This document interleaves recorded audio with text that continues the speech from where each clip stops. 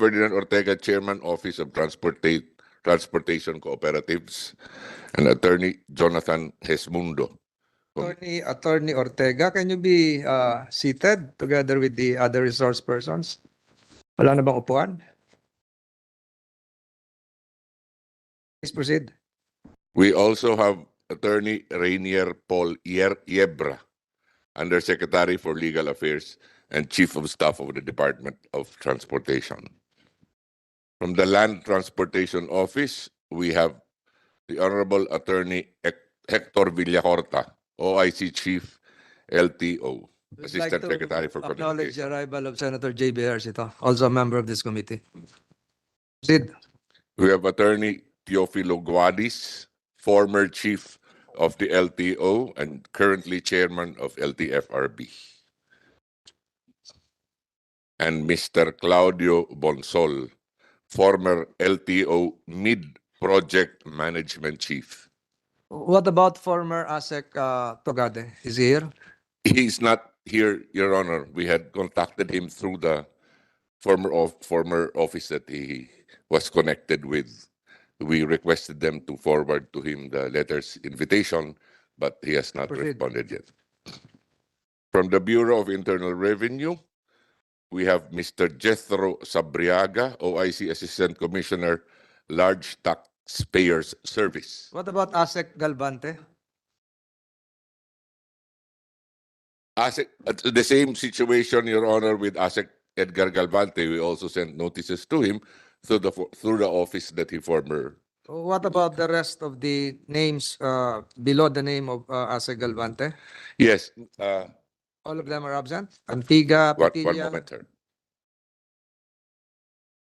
Yeah, yes, Your Honor. They're not also present, Mr. Rector. So from number 10 to number 14, all absent? Except Bonsol, Mr. Chairman.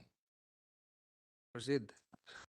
From the Bureau of Internal Revenue, Mr. Jethro Sabriaga, OIC Assistant Commissioner, Large Taxpayer Service.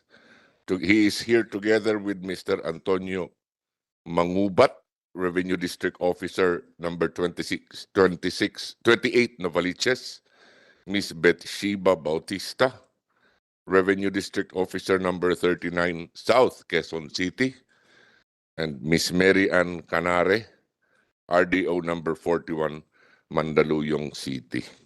They are here together with Mr. Sabriaga, Your Honor. We also have from the same office, Revenue District Officer number 43, Pasig City, Linda Grace Sagun, Mr. Simplicio Cabantac, RDO number 67 of Legazpi City, Olivia Aviles, RDO number 49, Makati City. She's there, yeah. Brianna Katie De Los Santos, Assistant Chief Legal and Legislative Division of the BIR. Daming tiga BIR. Yun sa joint venture, yun ba yun? Yes, Your Honor. At Proceed. different tax jurisdictions. Proceed. And then Mr. Raymond Ipio, Southern Chief Legal and Legislative Division, Your Honor. From Dermalag, we contacted them through their SEC email address. They are here. I mean, Mr. Moll and Ms. Ocampo are not here, but the company has sent a lawyer. Lawyer?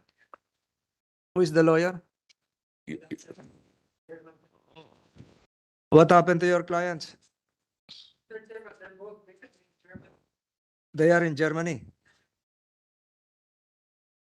So, were you authorized to represent them? Do we have a written authorization? As of now, Mr.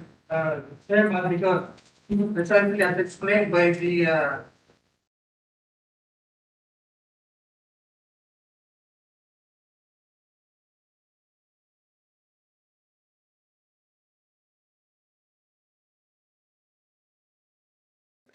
notices to an address that was supplied to the Securities and Exchange Commission.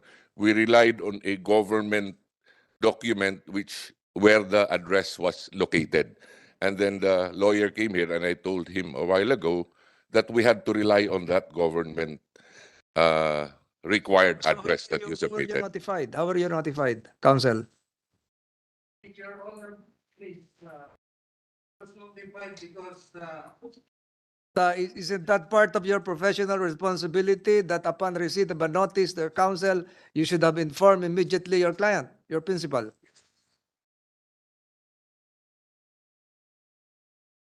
But you're here. You're here. You were notified by the external auditor. You should have notified your principal. Why are you here? So who notified you? we learned, Your Honor, from our client. I won't argue with you, but part of your professional responsibility is to notify your principal because you were notified. And either directly or indirectly. That's why you're here. I'm only here to observe it. Our joint venture partners were notified. So notification on the part of the council is notification to the principal likewise. That's the advice of this chair.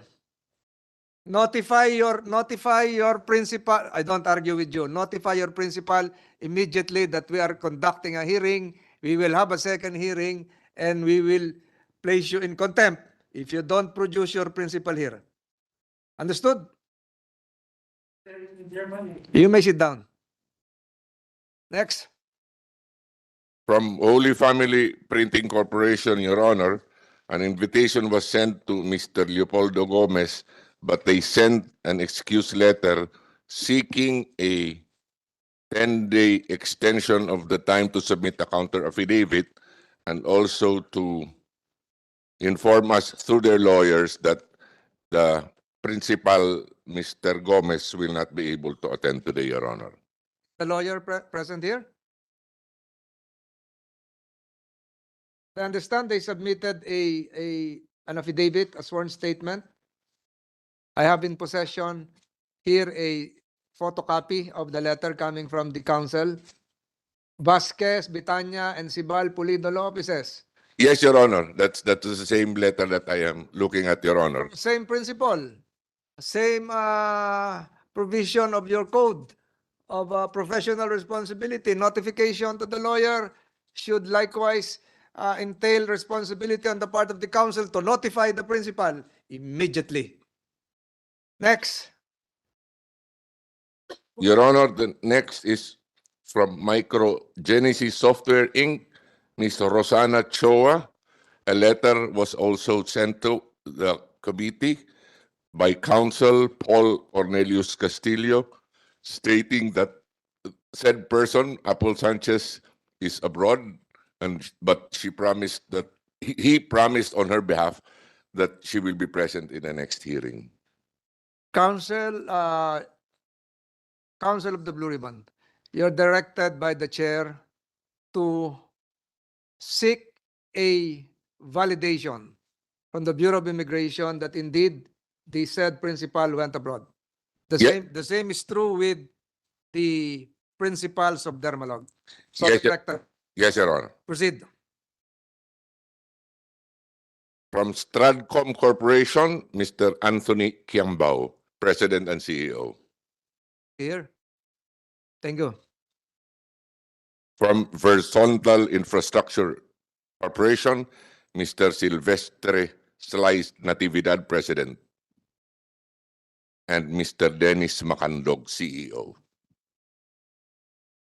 Who else? Other additional witnesses or resource persons? No, Your Honor. Those are the persons who are present today, Your Honor. Committee Secretary, you're directed to administer the oath to Those, present here. Please rise. may I proceed, Your Honor? Those who are here, please rise. Those whose names are also called, please rise. Kindly raise your right hand. Do you swear or affirm to tell the truth, the whole truth, and nothing but the truth in this proceeding? Your Honor, may